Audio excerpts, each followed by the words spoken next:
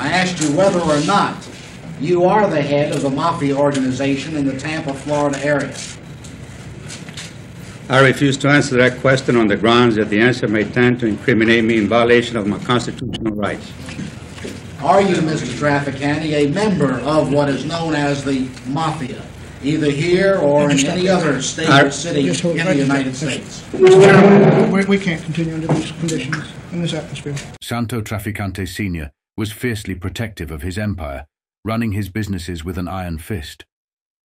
He was a slippery figure, hard to pin down, always one step ahead of the law and his rivals. Luciano was right when he said Lansky and Trafficante were like oil and water. They never mixed. And Lansky, sharp as ever, knew better than to ever cross paths with Santo Trafficante Sr. as well as Jr. Santo Trafficante was a man who thrived in shadows. Unlike his fellow mobsters, especially men like Meyer Lansky, Charlie Luciano, Joe Adonis, Willie Moretti, Frank Costello and Jimmy Blue Eyes, you'd never spot Santo Trafficante Sr. or his son Junior lounging by the poolside at the Hotel Nacional or strutting through the buzzing streets of Havana. With Junior's green eyes glinting behind wire-rimmed glasses, this Tampa, Florida mafioso was often mistaken for a mild-mannered banker or a soft-spoken college professor. But anyone from the Italian neighborhoods of Tampa knew better. If someone whispered, "If you don't toe the line, the man with the green eyes will come for you," it wasn't a warning. It was a death sentence. Trafficante wasn't just ruthless.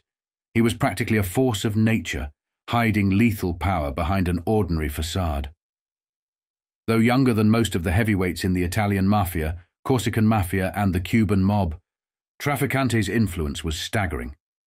His ties to Cuba were deep, stretching back to when he was the youngest attendee at the infamous 1946 mob summit at the Nacional Hotel.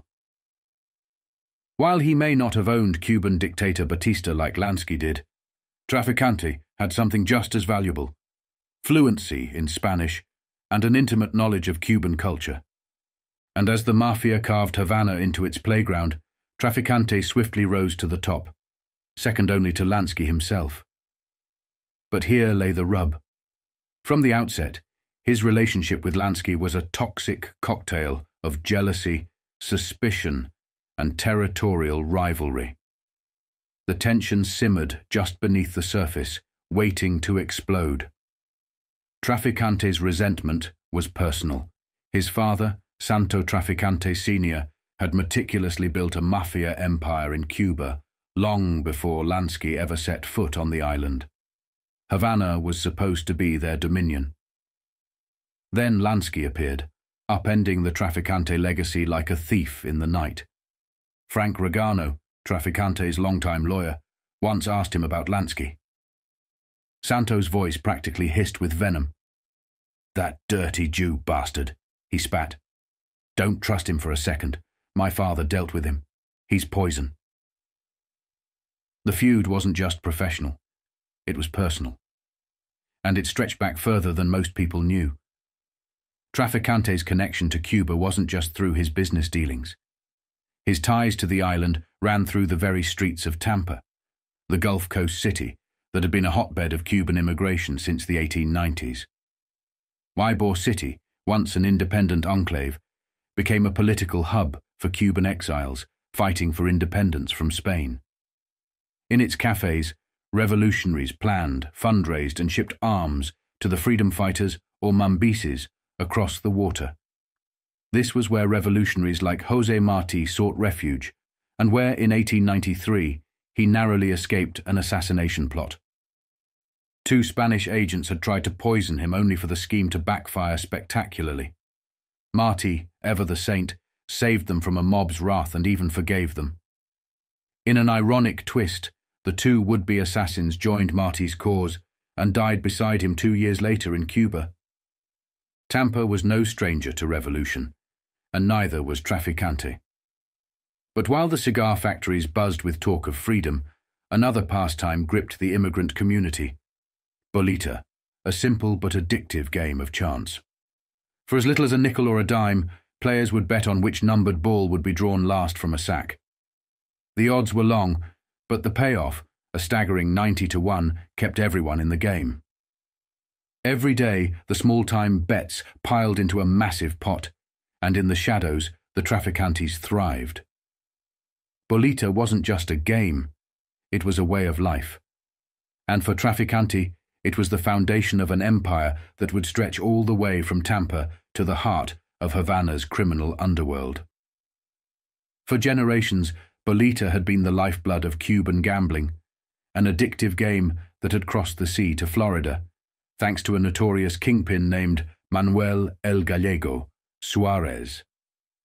In Tampa, this simple game of chance grew into the beating heart of an entire criminal empire.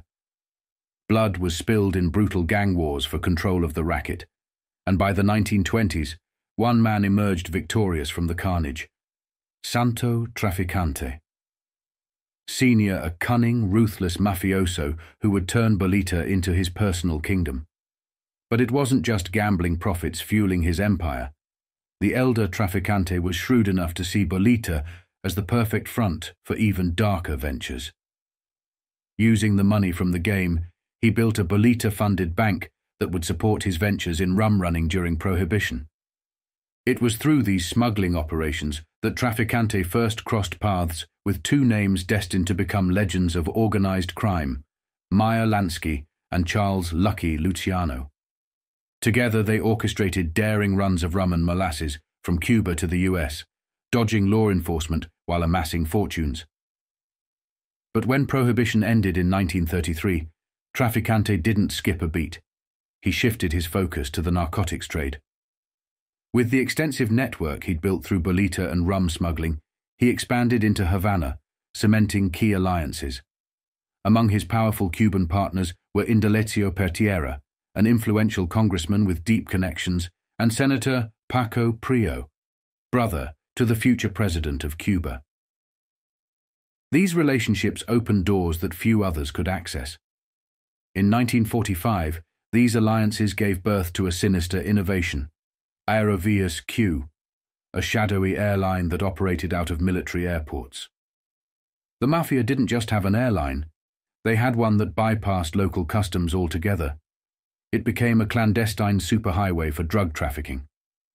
According to Cuban author Enrique Cirules, Aerovías Q made weekly flights to Camagüey and Medellin, notorious hubs for cocaine production.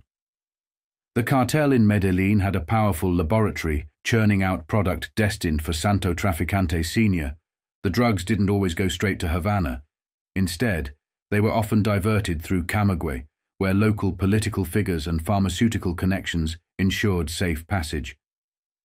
The underworld was shifting, evolving into something far more dangerous and intertwined than ever before. The birth of a new and old powerful link between global narcotics traffickers, notorious gangsters, and ruthless drug dealers was on the horizon. But this time, there was a darker undercurrent, one that reached into the shadows of intelligence agencies and military circles. Whether driven by the allure of unimaginable wealth or the secret funding of private wars, perhaps both. This sinister alliance found itself backed by a cadre of unlikely partners.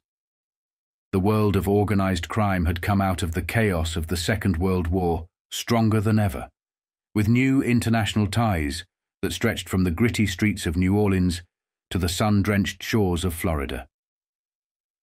At the heart of this burgeoning network was the powerful crime boss Santo Trafficante Sr., whose deep connections with the legendary Silver Dollar Sam had been forged over years of dirty dealings. When Carlos Marcello rose to power, taking the reins of the New Orleans crime family, he made it clear that he didn't want the traditional, brutal, mafia-style killings happening on Louisiana soil. He knew they attracted far too much heat. In Florida, though, things were different.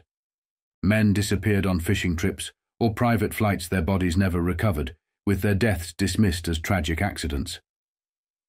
Carlos Marcello relied heavily on the Florida as well as Sicilian mafia to carry out hits for him, or in Florida's territory other states also were in play, as both men pretty much ruled over the South, this skillfully avoiding any direct blowback on his own operations.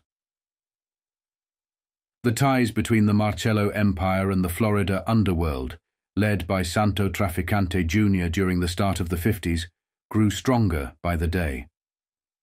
Carlos Marcello, though born in Tunisia, shared Luciano's distaste for the deep-rooted Sicilian traditions of the Mafia, especially those that were still firmly entrenched in Louisiana and other parts of the South. Marcello's rise to power was nothing short of revolutionary. He reshaped the criminal underworld in Louisiana to fit his own vision, breaking free from the old Sicilian ways, and in doing so became a powerhouse in his own right. But despite his success, Marcello, much like Trafficante, harbored a deep mistrust for Lansky and his associates, and anti-Semitism ran through both men's veins.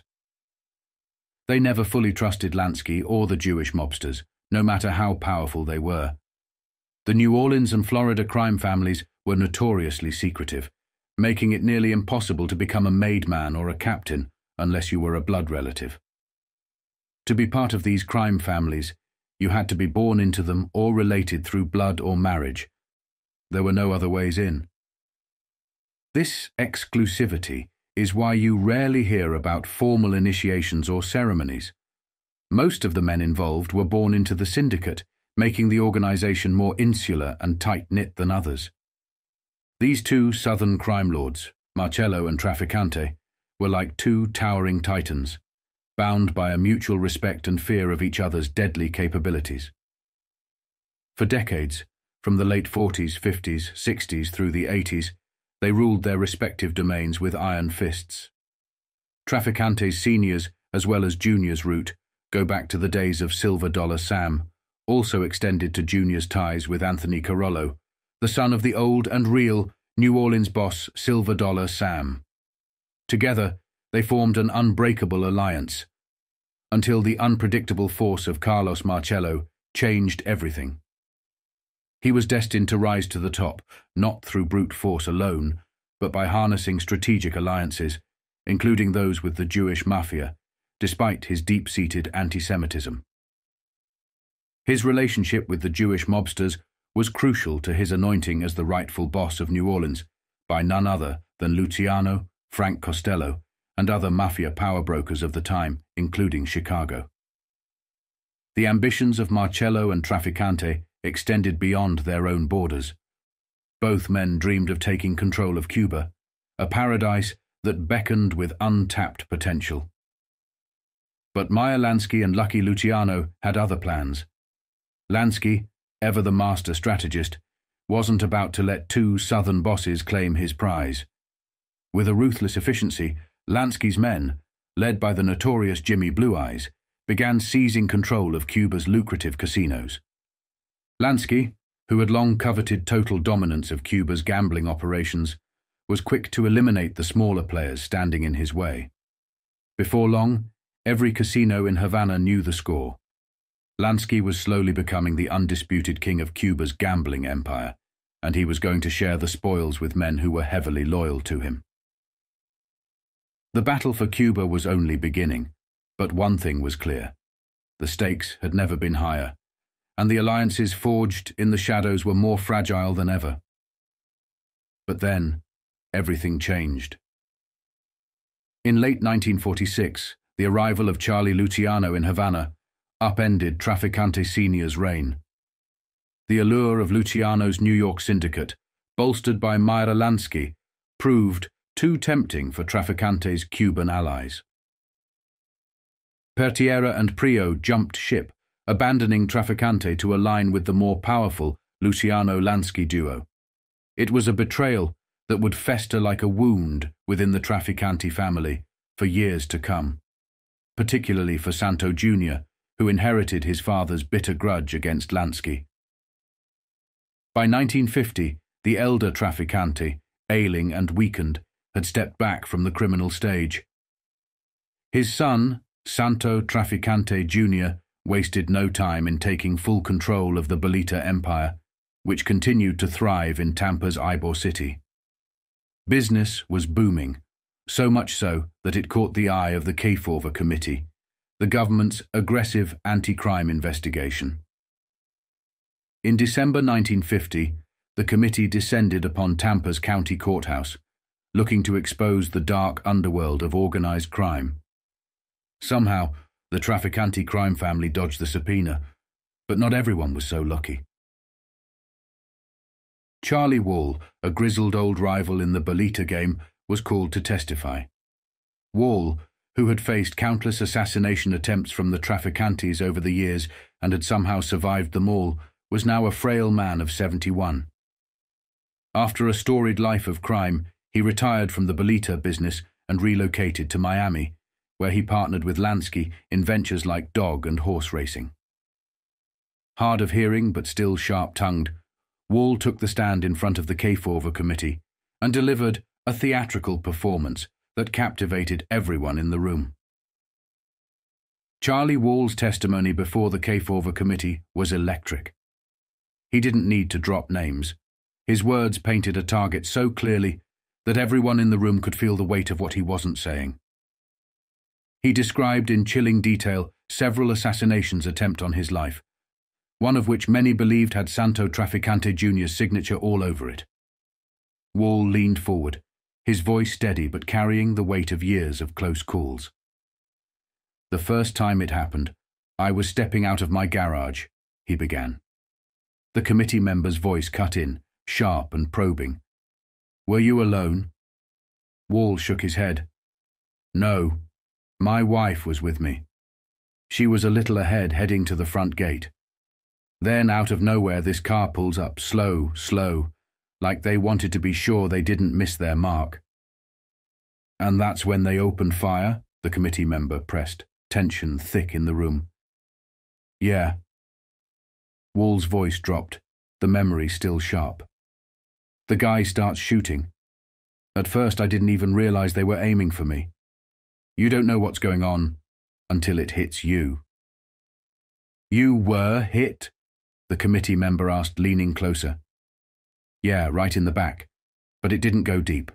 More like a graze, you know. Like they say, it glimpsed me." "Glimpsed you?" The committee member raised an eyebrow, clarifying. "You mean it barely missed?" Wall nodded, his eyes distant. "Exactly. Before I could even hit the ground, someone else fired a shotgun. Boom. I felt the blast, but I was already down. Buckshot flew right over me. Too close, but it didn't hit. And the attackers," the committee member pushed, the room hanging on every word. "They were gone in seconds, sped off like they knew exactly what they were doing." "And me?" Wall chuckled darkly. "Hell, I was so scared I started shooting back. Don't even remember pulling out a gun, but I had one. Must have fired a few shots at them, then ran back inside." Wall's words hung in the air like a noose tightening around the unspoken culprits. The committee member asked were on edge, the entire courtroom straining to catch every word as Wall recounted his near-death experience with a calmness that made it even more unsettling. And yet, while Wall's testimony riveted the committee, it sent shockwaves through the Tampa underworld. He hadn't named the Trafficantes, but his veiled accusations were enough to shake the criminal hierarchy. It felt like only a matter of time before the old man would pay the ultimate price for his loose lips. But in a twist of fate, Wall struck first. By mid-1952, the aging gangster started moving, as if he was itching for a comeback in the Bolita racket. As if the old warhorse wasn't ready to ride quietly into the night. What followed was a bloody string of tit-for-tat murders, as mobsters in and around Tampa started dropping like flies, a throwback to the blood-soaked days of the Bolita Wars. Then came the pivotal moment. On the evening of January 2nd, 1953, Santo Trafficante Jr. and his wife had just stepped out of their home in Ybor City, sliding into the front seat of his sleek 1951 Mercury. Santo barely had time to notice the car creeping up when, boom, a 12-gauge shotgun blast tore through the air, buckshot shredding his arm. Another shot followed, slamming into the car just above the rear window, missing Santo and his wife by a mere inch. The gunmen fled into the night. The attack was eerily similar to the one Charlie Wall had described to the Kefauver Committee. The same buckshot, the same setup, with Trafficante's wife by his side. The next morning, the Tampa Tribune blared its headlines with the kind of story that seemed ripped straight from a Hollywood crime thriller. Once again, the streets of Tampa echoed with the deafening roar of gunfire, and at the center of it all was none other than Santo Trafficante, Jr., a man whose name was whispered in both fear and respect throughout the city's shadowy underworld. This wasn't just another incident. This was a brazen attack on one of the most notorious figures in Florida's Bolita gambling empire. As he rode through Ybor City, the heart of Tampa's underworld, 3 blasts of buckshot exploded from the darkness, targeting Trafficante himself. Though wounded, he escaped with only a slight injury to his right arm. The man whose very presence once caused rooms to fall silent now found himself dodging bullets in the very streets he once controlled. Trafficante wasn't just any underworld figure. He was the elusive missing witness in the high-profile Kefauver Senate Crime Committee hearings. For years, his name had dominated the scene, synonymous with Bolita, the infamous numbers game that had a stranglehold on Tampa. The shooting, it seemed, was no mere random act of violence. It came on the eve of rumors swirling that the entire Bolita operation in Tampa was about to be shut down for good. Word on the street was that the plug was about to be pulled on the lucrative game, permanently. And while tongues wagged in the underworld, the man himself remained tight-lipped, offering no theories or explanations. When reached for comment by the Tribune, Trafficante dismissed the attempt on his life with casual indifference. It was nothing at all, he said, as if he hadn't just stared death in the face. When pressed, "It didn't even nick you." He coolly replied, "No." But behind the calm demeanor was a man who had survived more than his share of close calls. Just weeks prior, Trafficante had been under investigation for the grisly shotgun murders of 2 gamblers, René Nunez and Angelo Giglio, found face down with slugs buried deep in their backs on September 22nd. The case remained unsolved, stalled by a leadership change at the sheriff's office. Was this attack retaliation? A warning? A move in the ongoing war for control of Tampa's gambling rackets? The Tribune's phones rang off the hook with tips, 2 of which came from anonymous callers, who hung up as quickly as they dialed. The police pieced together what they could in the aftermath. 2.5 hours after the shots rang out, they released a preliminary account of events. It appeared Trafficante had enjoyed a quiet dinner with his wife and their 9-year-old daughter at the home of his father-in-law, Antonino Marchese, located at 2009 10th Avenue. At around 7:25 that evening, Trafficante left the house alone, stepping into a 1951 Mercury registered to Frank Ferreri, a close associate. He had barely driven 25 feet down the road when a car approached from the west. Then the boom of a shotgun ripped through the air. In an instant, Trafficante ducked, reaching for the door handle as a slug tore into his arm. He spilled out of the car, rolling onto the ground just as his wife and child rushed out of the house, horrified by the sounds of violence. His wife, in her panic, tripped and bruised her knee. The scene could have been straight out of a gangster film, but it was chillingly real. The family doctor, Frank Costa, was summoned to patch him up on the spot while police scoured the area. Buckshot shells were found littering the street, and although 3 shots had been fired, only 2 hit their mark. The first blast pierced the front door of Trafficante's car, just inches from where his head had been. Had it been slightly higher, it might have blown his brains out. The second shot ricocheted off the rear of the car, leaving a sizable dent behind the left window. And the third, it seemed, was still lodged in the barrel of the assailant's gun. Despite the clear attempt on his life, Trafficante claimed to have no idea who had shot at him. The car used in the attack was later abandoned at the intersection of 24th Street and Broadway. its driver vanishing into the night. As the investigation unfolded, a possible connection to Sam Tarrant, a known Chicago mobster now residing in Miami Beach, surfaced. A small envelope was found in Trafficante's car, containing a single dollar bill and the name Tarrant scrawled on it. The meaning behind this cryptic clue only deepened the mystery. Santo Trafficante Jr. had long been a fixture in Tampa's underworld. His power wasn't just confined to the city limits.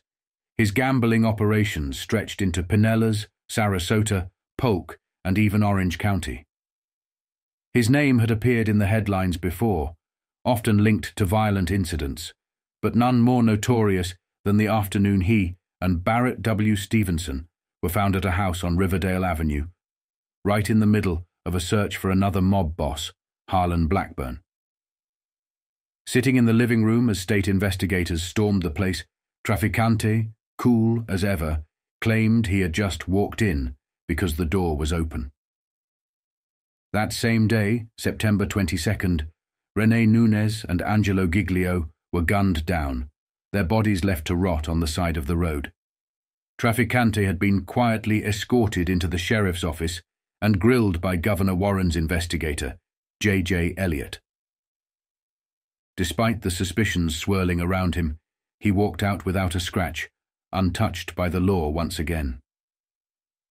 The drama didn't stop there. Both Santo Trafficante Jr. and his father had been subpoenaed to testify in the Kefauver Committee's hearings on organized crime, but both had mysteriously disappeared when their time came. It was as if the earth itself had swallowed them up, leaving authorities empty-handed and frustrated. This latest shooting, however, had thrust the younger Trafficante back into the spotlight. A man of many interests, Trafficante owned several prominent bars around town: the Tangerine Tavern, the Nebraska Bar, and the Flamingo Bar and Lounge. His gambling empire was said to rake in nearly $1 million a year, a figure that sent shivers down the spines of his competitors and law enforcement alike. Ralph Mills, the hard-nosed head of the County Crime Commission, described Trafficante's syndicate as the single most powerful force in Tampa's criminal underworld. On October 6th, just days after the attack, Mills addressed the Exchange Club with an ominous warning. On Saturday, September 20th, 1952, Santo Trafficante Jr. and his mob suffered their first serious blow in this county. But the Mafia never took a hit lying down. In true mob fashion, vengeance was swift. The streets of Tampa had once again become a battlefield, and Trafficante, the man who seemed untouchable, was now in the crosshairs. Not long after the attack on Trafficante, Charlie Wall was found by his wife in their home, his throat slit from ear to ear in a savage, unmistakable message. The murder was never officially solved, but everyone knew the truth. All signs pointed to the man with the cold green eyes. As the bloodshed mounted in Tampa, Trafficante knew it was time to move. The timing was perfect for him to slip out of town. In 1953, he hopped on a plane to Havana, escaping the escalating violence. While Lansky was busy putting his empire in order, Trafficante didn't need him. He had carved his own path. Santo Trafficante Jr., through his father, Santo Trafficante Sr., was already a rising power in Havana's underworld, holding a stake in the Comodoro Hotel and Casino, and partnering with Amleto Battisti at the Hotel Sevilla Biltmore for narcotics smuggling. While dealing with his legal issues, Lansky kept his focus on Cuba, waiting patiently for the call from Batista that he knew would come.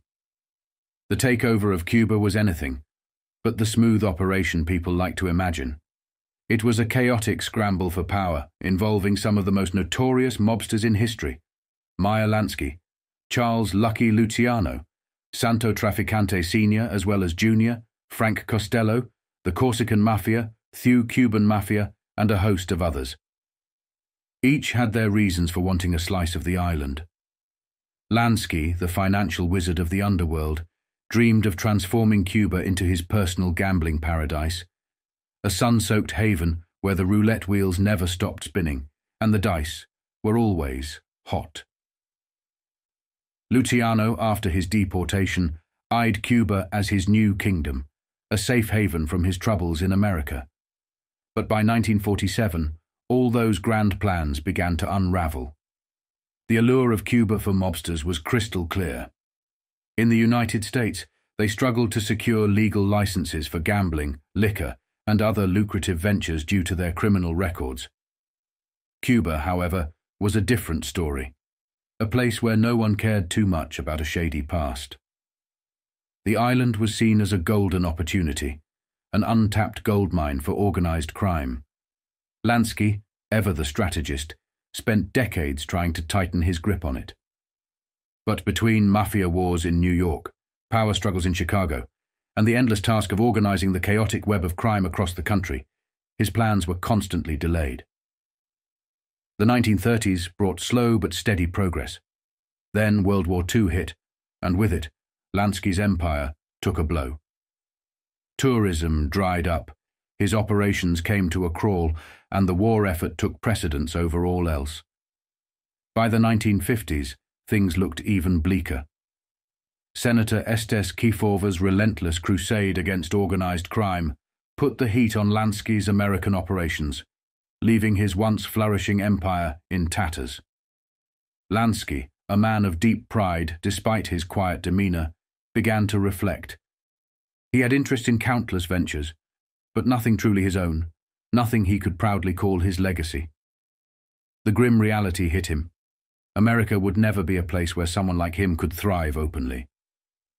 But in Cuba, that was another story.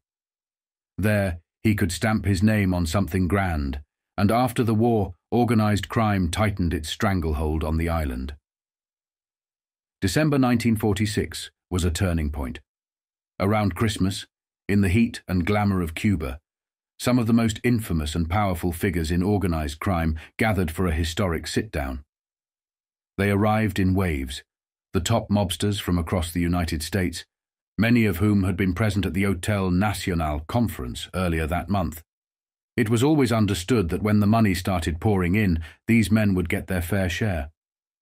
From Cleveland came the likes of Sam Tucker, Morris Kleinman, and Modalitz, veterans of the Mayfield Road Gang, partners in Lansky's Malaska Corporation, and future players in Las Vegas. Tall, slender Vincent Jimmy Blue Eyes Allo, representing the Chicago outfit, was also in attendance.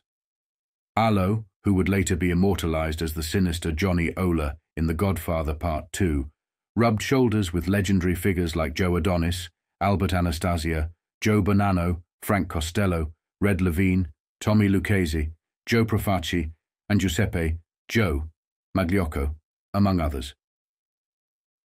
The list of attendees was a veritable who's who of the underworld. Willie Moretti, Augie Pisano, Mike Miranda, all gathered to stake their claim. Chicago came in force, represented by Tony Accardo, who was rapidly expanding his influence by taking over the racing wire services. The Fischetti brothers were present, as was Carlos Marcello, the fearsome boss of New Orleans, accompanied by his silver dollar. Sam was also present. Phil Castile was there too, though without any real power, much like Lansky himself, who also had no voting rights during this pivotal meeting. In the cabanas by the pool at the Hotel Nacional, Lansky and his fellow mobsters would often meet for quiet discussions over sandwiches and low-stakes card games. It wasn't about the money on the table, it was about the business, the camaraderie, and the sheer power that radiated from these men. There, in the shadows of Havana's most glamorous hotel, the future of organized crime was quietly being reshaped. Havana, as well as Miami, was an open playground for mobsters from every corner of the country. From Detroit to New Orleans, and of course New York, they all had a hand in the city's lucrative businesses. But once you stepped outside Miami's city limits, the rest of Florida and parts of Cuba belonged to the Trafficante crime family. Even a small fraction of Meyer Lansky's ventures in Miami and Cuba had to pay some tribute to Santo Trafficante. Yet, despite their business dealings, These two men, Lansky and Trafficante, harbored a deep distrust for each other. As both Luciano and I have said before, in the early 1950s, they neither liked nor trusted one another. However, one man who had both men's respect was Vincent Jimmy Blue Eyes Allo, the stoic yet fiercely loyal right-hand man of Meyer Lansky, spent his life entrenched in the heart of organized crime's golden age. When illness struck Allo, it was Lansky and his devoted wife, Flo, who stood by his side, caring for him as if he were family. After all, the Allos, who had no children of their own, were like kin to the Lanskys. Allo, a proud Italian-American, had roots stretching across Harlem, the Bronx, and the gritty streets of the Lower East Side. Born on May 26, 1904, Allo grew up in the shadow of legends, Charles Lucky Luciano and Lansky himself, two names that would forever be etched in the annals of the Mafia. By the mid-1930s, Allo and Lansky had become formidable business partners, their ventures spanning the underworld and cementing their place in Mafia history. Allo's connections ran deep, right to the very heart of the New York Mafia, aligning himself with none other than Vito Genovese, the infamous Italian-born boss revered as the boss of bosses. Though known for his calm demeanor and well-read mind, Allo's body bore the scars of a tough life, a bullet wound near his heart, and a left arm that had been broken more times than one could count. Allo's criminal career saw him serving two major prison sentences. The first, a brutal 7 to 12-year stint in Sing Sing prison in 1923, followed an armed bank robbery. Half a century later, Allo found himself behind bars again, this time in a minimum security prison in Georgia.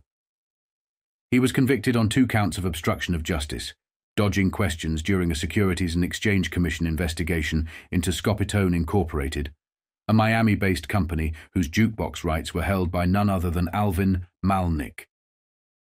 As South Florida's most infamous gangster, Allo was not just a relic of the past. He was the past, a living testament to an era when organized crime ruled with an iron fist. Allo's story ended on a Friday in Miami, where he passed away at the ripe old age of 96, just a year after suffering a cerebral hemorrhage. He may have left quietly, but his legacy roared. Alongside Lansky, Allo operated the legendary carpet joints of pre-World War II Hollywood and Hallandale. The Colonial Inn and Green Acres were not just illegal gambling dens. They were the cornerstone of an empire that would stretch from Florida to the casinos of Cuba. After Lansky's death, Allo didn't abandon the family. Instead, he took it upon himself to care for Lansky's son, Buddy, who suffered from cerebral palsy. Despite his connections to the most powerful mafia figures, Allo lived much of his later years in quiet solitude, residing in Hollywood.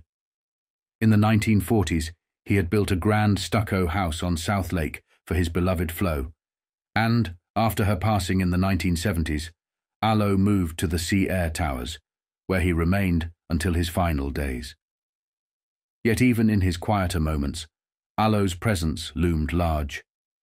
His niece, Carol Russo, wrote a great book about Jimmy, and she speaks of him fondly, remembering the man behind the legend. And though Allo often stayed in the shadows, his role in Lansky's criminal empire did not go unnoticed. Vincent Teresa, a crime figure turned informant, once revealed the truth. He's the mob's watchdog. He watches Lansky, making sure no one ever dares shortchange the crime bosses. Allo's reputation was such that anyone foolish enough to even think of crossing Lansky would find themselves staring down Jimmy Blue Eyes in an instant. As the decades rolled on, the Mafia lost much of its stranglehold on the nation. A former high-ranking Justice Department official even noted that when Robert Kennedy became Attorney General, the power of the National Syndicate began to crumble. They exploited the public, took over industries, but now we're losing the old-school people who wreaked havoc and lived by their own code, said Gerald Scher, founder of the Witness Protection Program. There is nothing today that compares. The syndicate they built was unrivaled. Allo, the man who had outlasted nearly all of them, is survived by his brother Joseph Alo, a retired doctor living in Fort Lauderdale, and his niece Carol Russo. A memorial service was held in his honor at Lithgow Bennett Philbrick Funeral Home, and Alo's final resting place will be in New York, the city where his journey first began. In the end, Alo may have been a man of few words, but his life spoke volumes, an enduring reminder of a bygone era when the mob ruled, and men like Jimmy Blue Eyes enforced its unbreakable code. Another mob boss who had all 5 men's respect, which was Trafficante Jr. as well as Sr., Carlos Marcello, Meyer Lansky, and Jimmy Blue Eyes, and was extremely crucial in regard to handling these 5 individuals, and his name was Russell Bufalino, who became one of Meyer Lansky's closest friends and confidants, was a key figure in the complex web of mob alliances. Unlike many others, Russell had the unique ability to bridge the gap between factions that didn't trust each other. Figures like Santo Trafficante and Carlos Marcello would listen to Bufalino, and that was no small feat. Bufalino, like Trafficante and Marcello, was of Sicilian descent. The Buffalo Mob was one of the oldest crime syndicates in America. Luciano had deep amounts of respect for them, and that included Stefano Magaddino. This gave Russell an edge in dealing with them. Bufalino's true strength came from his ability to navigate the treacherous waters between these factions. He was one of the few mobsters who could operate seamlessly between the Southern Mafia, the New York Mafia, and the Pennsylvania crime family.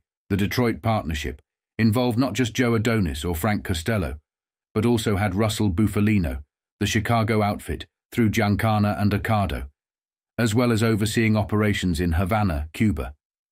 If there were ever any issues that the Trafficante family needed to address within Lansky's sphere of influence, they would often go through Bufalino or men like Mike Miranda, Carlo Gambino, or Magaddino. His ability to mediate between these powerful, distrustful figures made him a critical player in the underworld's power dynamics. There were plenty of reasons for the animosity. Lansky was staunchly against the narcotics operations that Trafficante and the New Orleans crime families were running. In Lansky's eyes, drug trafficking was reckless, too risky for men who already had the world at their feet. He once said, "When you've been a heavyweight, why risk it all by dabbling in something as dangerous as dope?"